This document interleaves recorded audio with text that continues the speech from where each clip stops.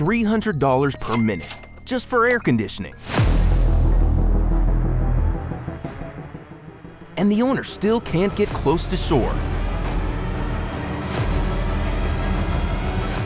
His boat's too deep.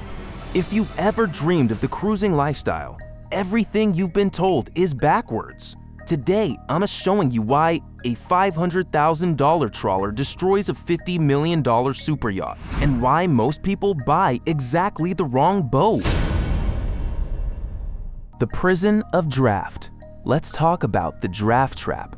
A 50-meter Heezen draws about 3 meters of water.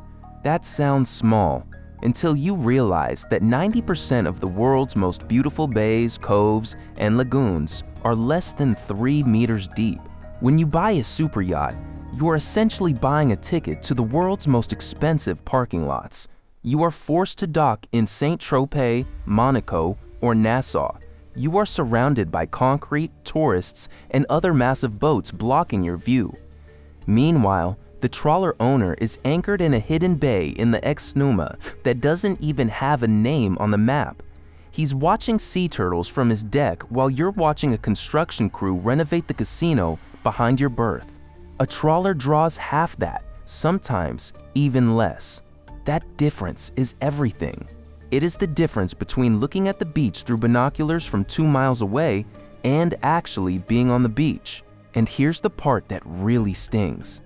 You know those Instagram photos of yachts in crystal clear turquoise water? Those aren't super yachts. They can't be. The water is too shallow.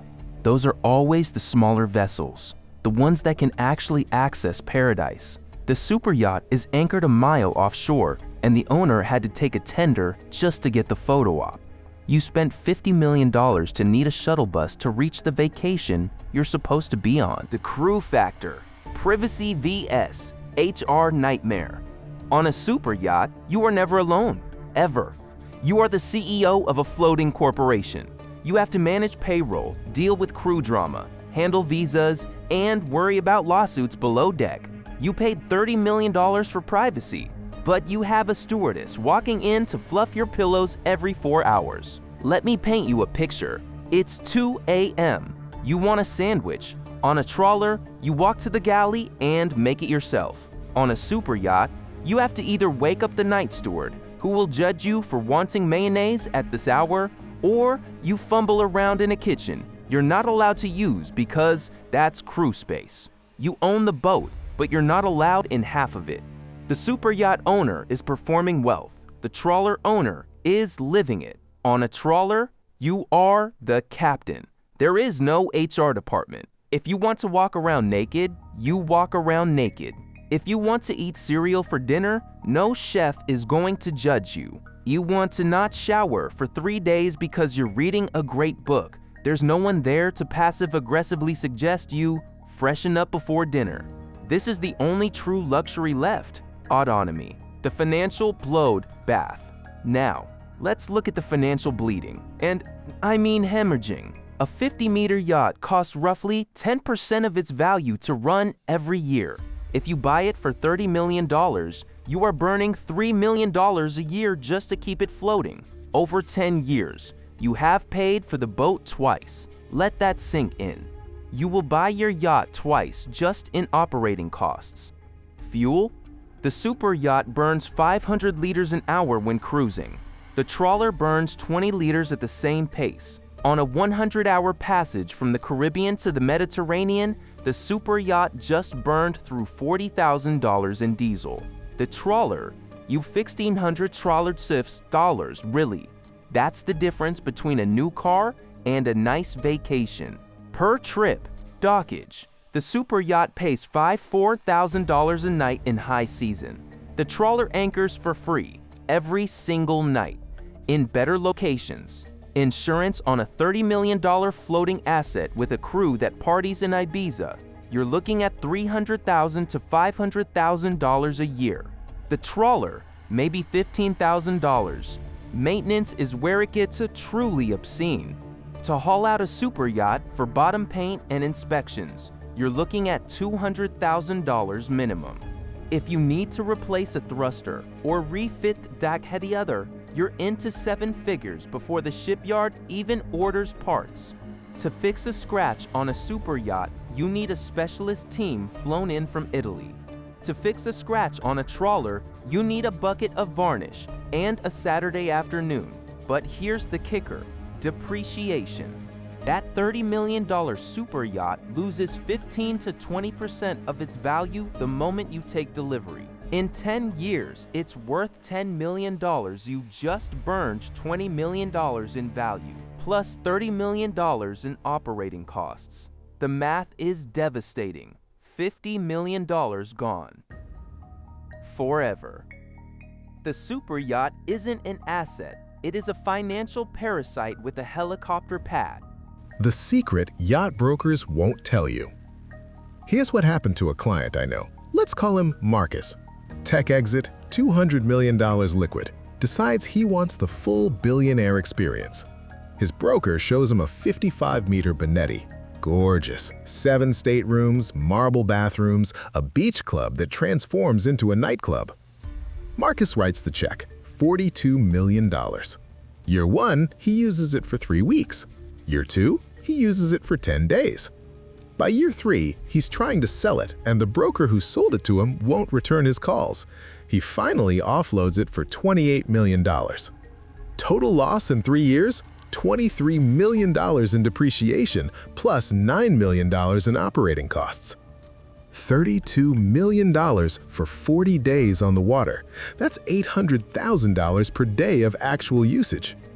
He could have stayed at the presidential suite of the Burj Al Arab for a full year and had $31 million left over. But here's the twist. Marcus now owns a 65-foot Nordhav trawler. He's been cruising for 2 years straight. He's in Patagonia right now, anchored in a glacial fjord with exactly 0 other humans in sight. His monthly running cost is less than his super yacht burned in 5 hours. The broker never called him about the trawler. There's no commission in selling freedom.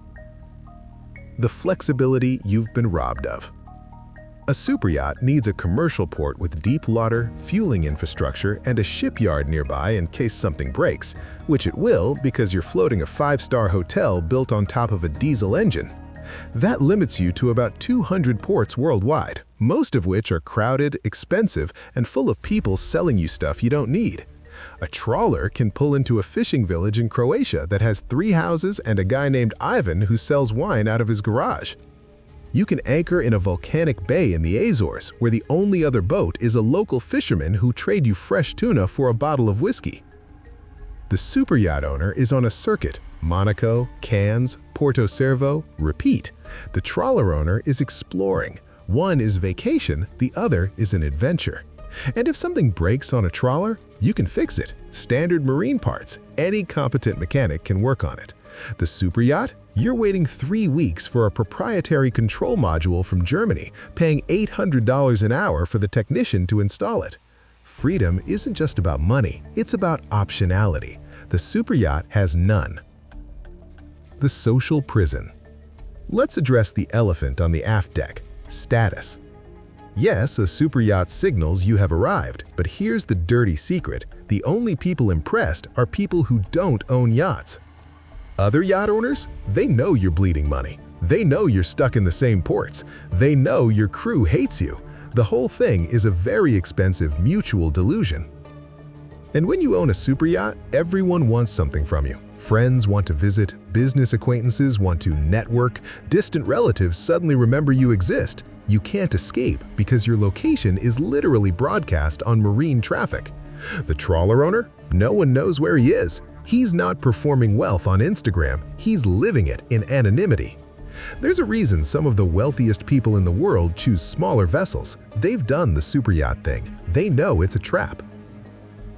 The time trap.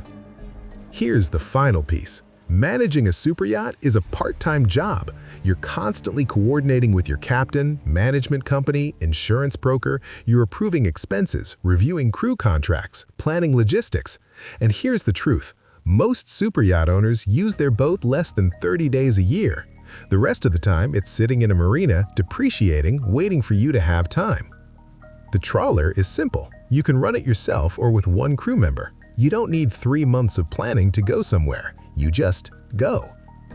Time is the only asset you can't buy more of. The superyacht is stealing it from you. The verdict. If you want to impress strangers on Instagram, buy the superyacht. If you want to feel important at the Monaco Yacht Show, buy the superyacht. If you need a floating conference center for business meetings you could have done over Zoom, buy the superyacht. But if you actually want to explore the world, wake up in places that don't have Gucci stores, experience true privacy, maintain your sanity, and maybe, just maybe, actually enjoy the ocean instead of just being photographed near it, buy the Trawler. The superyacht is a monument to ego. The Trawler is a tool for living. One costs you freedom, the other gives it to you. Stop chasing the hull size. Chase the lifestyle, because at the end of your life, no one's going to care that you had the biggest boat in the harbor. They're going to ask if you actually went anywhere. And the superyacht owner? He's still stuck in Monaco, burning $300 a minute, waiting for a repair part from Germany, while his crew gossips about him below deck. The Trawler owner is in Patagonia, drinking wine with Ivan, watching the glaciers calve into the sea. One of them is winning, and it's not the guy with the bigger boat. If you want to see the exact breakdown of the most expensive yacht disasters in history, the cautionary tales of what happens when ego meets salt water, click this video right here. I'll see you there.